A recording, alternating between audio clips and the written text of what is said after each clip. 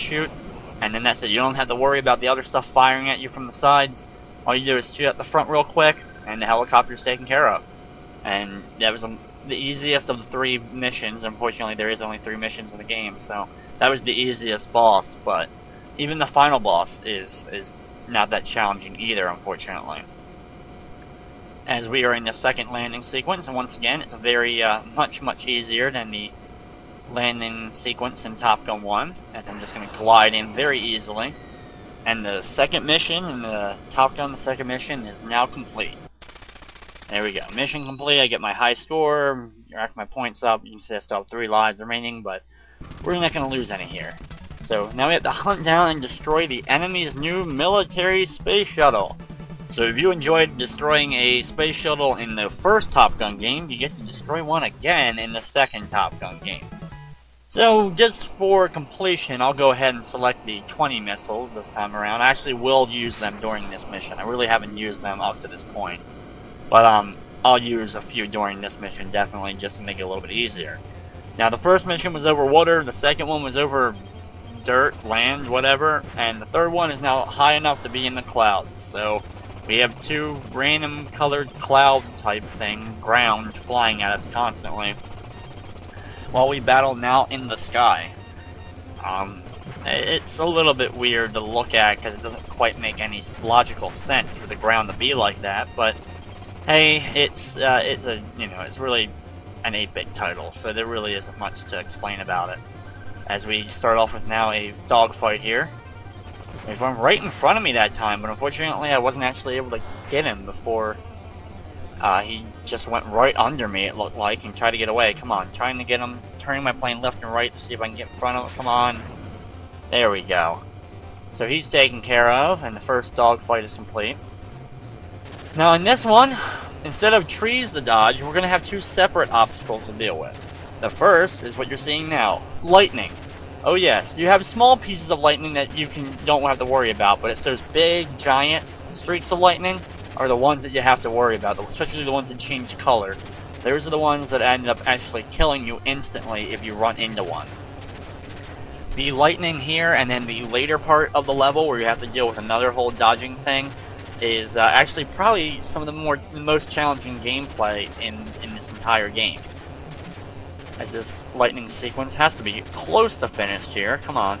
Can't be too much longer in it. There we go. Out of the lightning storm, and now more planes. As soon as you exit the lightning storm, apparently there was an entire fleet of planes waiting to take me out here. Entire squads of multiple enemy planes want to shoot me, just waiting. Somehow they were just flying right along with that storm. Okay, time for another dogfight. Okay, where's he coming from? Okay, right below me, and I got him with a missile very quickly there. So another dogfight complete. And back to more regular planes. Even though you have a one-on-one dogfight, which is a little bit more challenging, it seems like, there's just so many other random planes that don't want to do anything, that are attacking in groups, and they're so much easier to deal with than just the one-on-one dogfights. Even though they are pretty much the same plane.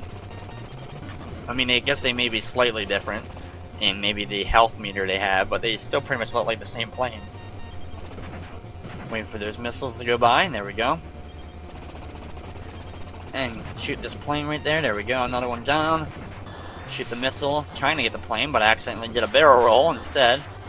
There's 3 of those planes lined up nicely as I do a barrel roll, that time intentionally, finally, to actually avoid those missiles. It was a very good way to avoid missiles coming directly at you if you can time it correctly. There we go, another plane down. I have like one more on my radar. Okay, and that one left, so it's time for another dogfight here. So here we go, another dogfight. And there we go. That was simple enough, I think. So back to here, and now we have a Meteor Storm. Yes, a Meteor Storm. This one boggles the mind, I think, more so than any other element of the game. I mean, I could understand flying through a storm cloud, and I can understand flying through a forest. Maybe it could happen, I guess. But a Meteor Storm? What? I mean, I know we're killing an enemy space shuttle. But at least in the first Top Gun game, it wasn't actually taking off and flying, necessarily. We weren't, like, somehow going into actually outer space in order to take out the enemy. But the Meteor Storm is quickly taken care of after just a little bit of dodging, and now right to another dogfight. That one right in front of me, but this time I actually get the guy who's right in front of me. And now back to another pack of enemies. This should be pretty much the last set of enemies that I have to deal with here. I am still a little bit confused by the whole, you know, Meteor Storm thing in the middle of, you know, clouds. So I'm still within Earth's atmosphere, yet I'm dealing with a meteor shower. I mean, what? I mean, I guess. Maybe it's something I miss in it, why it doesn't make much sense to me, but I just don't see I don't see really meteor showers constantly, and also being a threat to normal aircraft. Uh-oh, the space shuttle has a laser! Okay, well, the laser's at the very top of the aircraft. As you can see, it opens up. So we're going to take that out first. There's the first one, then we just got to take out that second one. There we go, they're both taken out, and now we just got to shoot the bottom part. It ends up being really no challenge now that the laser was taken care of. And there we go. The enemy space shuttle is done. Yep, that was it. That was the final boss of this game. But before we can actually beat the game, of course, we actually do have to do another landing sequence. So this should be a lot of fun. As we now make it over the water again. Very quickly, you know, and somehow this landing base was right next to where the enemy space shuttle was. So, speeding up into it. Just guiding my plane slowly in. Here we go, and there we go. Nice little landing. And mission 3 is now complete. Oh yes. Rack up my score there. There's looking at my nice high score. And now from there, we're going to actually go to the ending of Top Gun: The Second Mission, as we actually have a nice song playing, and the credits will slowly scroll on the bottom. You have performed your mission and destroyed the enemy. You may now proudly return home. Okay, thank you very much. I destroyed an enemy space shuttle. And now I see my plane landing again. What? Didn't I just do that?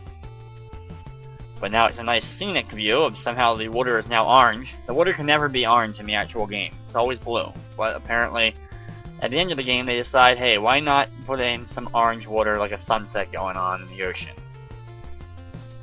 I'm a little bit confused. But at least the credits roll by a lot quicker than in the first game. And, yes, so they're already done, actually. That was actually pretty nice. Not taking, like, 2 years to show the credits. And there it is, push the start key, which would take us right back to the main menu, where we could just go ahead and start the game over again. But that's not going to happen today. So that's going to wrap up another edition of Play It Through. I'd like to thank you for watching, and of course, I hope you enjoyed.